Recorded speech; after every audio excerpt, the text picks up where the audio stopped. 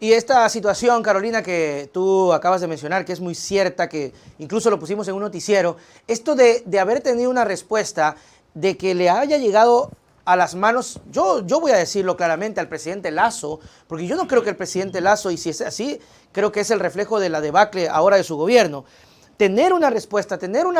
por lo menos una muestra y decirla de manera, asumo yo, descarada, esto no sale, esto no se dice, esto se calla, es, Carolina, el resultado de lo que tenemos ahora. Entonces, si vamos a creer o a pensar de dónde empieza esto, empieza de un gobierno que no quiere escuchar. Es lo que siempre hemos mencionado en el noticiero. Sin embargo, parecería, Carolina, que hay una guerra de conceptos. Es decir, la guerra por posesionar que Lasso tiene que responder y la guerra por posesionar que Issa es el terrorista culpable. Totalmente. Lo que estamos viviendo es a diferentes niveles. Está la guerra entre las narrativas, ¿no es cierto?, que buscan dividir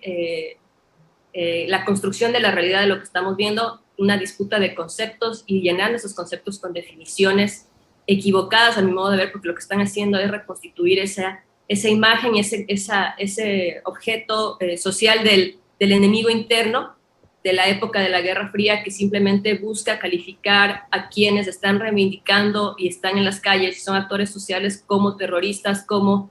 saboteadores, como gente que está vinculada a temas de subversión y no están buscando espacios de diálogo. Y aquí quiero hacer un análisis de varios, yo les denominé errores estratégicos que se cometieron de parte del Ministerio del Interior o por parte del ministro. Perfecto.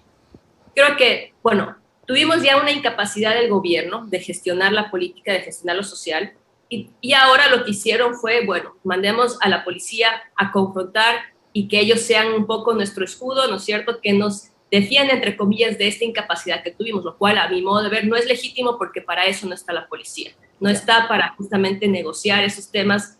con los actores sociales, tenían que haberlo resuelto con un equipo de resolución de conflictos dentro del Ejecutivo que pueda trabajar con las comunidades. Entonces, primero, cuando fue el tema de la aprehensión de Issa, creo que fue un tema que completamente fue el antes y después de esta crisis que estamos teniendo en el Ecuador. Y además de eso, a nivel ya desde un ámbito de cómo debió conducirse ese tema, cuál era la necesidad de plantear un operativo con tantos policías armados en una escuela militar para llevarlo a Issa como si fuera un terrorista. Y helicóptero y toda la cosa, o sea, fue una puesta en escena impresionante. Entonces, eso hizo que aumente mucho más, ¿no es cierto?, las tensiones y las reivindicaciones de cada lado y que la gente realmente se convoque porque eso fue totalmente desmedido. En el contexto en el que estábamos justamente debatiendo esta famosa ley del uso progresivo de la fuerza, que como yo lo había mencionado en varios puntos, es algo súper subjetivo porque no depende de una ley, no depende ni siquiera de la Constitución, porque tenemos la mejor Constitución. Lo que depende es de quién está al mando, el jefe de Estado, y de quién está al mando de la policía, de las Fuerzas Armadas para determinar las órdenes. Si tenemos personajes que no les importa y que simplemente mandan a un tema de confrontación y de represión, podemos tener la perfecta ley, podemos tener la perfecta Constitución que no va a hacer caso omiso porque se van a resguardar sobre cualquier actividad y artículo de manera discrecional. Entonces, ahí ya tenemos un tema de forma que no se manejó bien y que pudo haber buscado, no entiendo hasta ahora cuál fue el objetivo de esa detención. Si buscaron con eso bajar las tensiones, como ya lo vimos, no lo resultó, pero además de eso estuvo tan mal manejado porque tuvo un operativo tan exagerado que lo que hizo fue el efecto contrario de avivar, ¿no es cierto?, las tensiones y los enfrentamientos entre ecuatorianos. Y creo que al final no logró y lo que condujo fue también a una victimización, ¿no?, una victimización que hizo una movilización mucho más fuerte.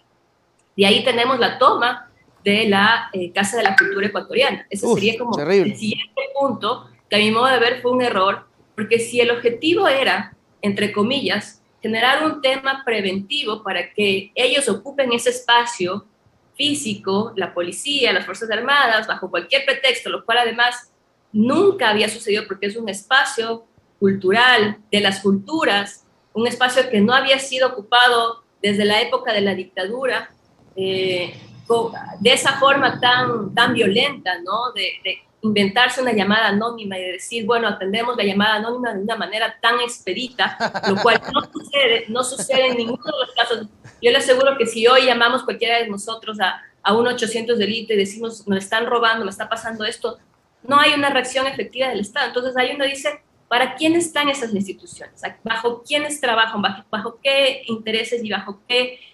objetivos? No están trabajando para los ciudadanos. Estuvieron trabajando para ese objetivo específico, hacen una toma, entre comillas, preventiva para privarles de ese espacio físico, cuando realmente no les sirvió de nada porque luego abrieron otros espacios en las universidades aledañas y no lograron el objetivo de que no tengan un espacio físico donde se lo reciba. Y aquí hago una similitud de lo que pasaba en los años 2015, 2016, cuando existían las famosas marchas del agua, motivadas por Yacu Pérez, que no eran movilizaciones orgánicas desde las comunidades y desde las bases indígenas, eran movilizaciones que venían muchas veces organizadas con recursos de la prefectura de Zamora Chinchipe, etcétera, y venían desde ahí con actores y después llegaban a Quito, y varios sectores, por el tema de la ley de herencias y plusvalía, realizaban campañas de solidaridad para que puedan recibir a los hermanos indígenas, entre comillas, colchones, víveres, llevémosles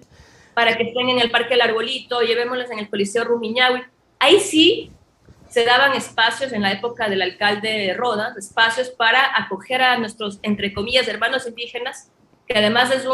es una posición racista y tan discriminatoria, porque ahí sí los utilizaban para sus objetivos,